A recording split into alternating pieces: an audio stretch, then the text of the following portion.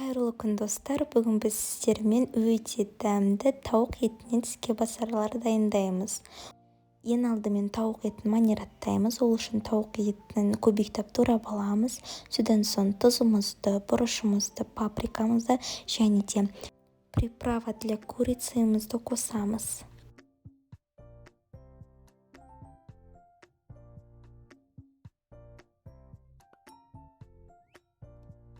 Бір шай қасық соевый соус және де сұйық майымызды қосып, біркелкі болғанша араластырамыз. Біздің тауық етіміз 15-20 минут тұру қажет.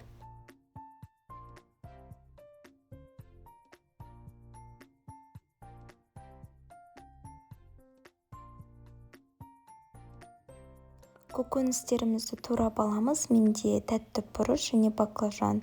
Сіз кез келген көкөністі пайдалансаңыз болады.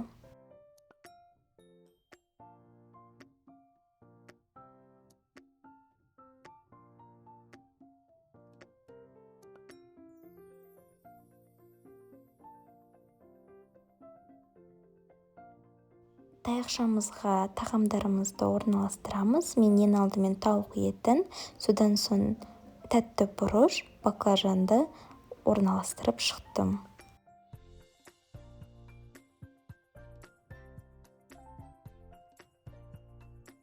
Тіске басарларымызды 180 градуста 25-30 минут пісіреміз. Біздің тауық етінен дайындалған тіске басарларымыз дайын, өте дәмді болып шықты. Жасап көріңіздер, астарыңыз дәмді болсын.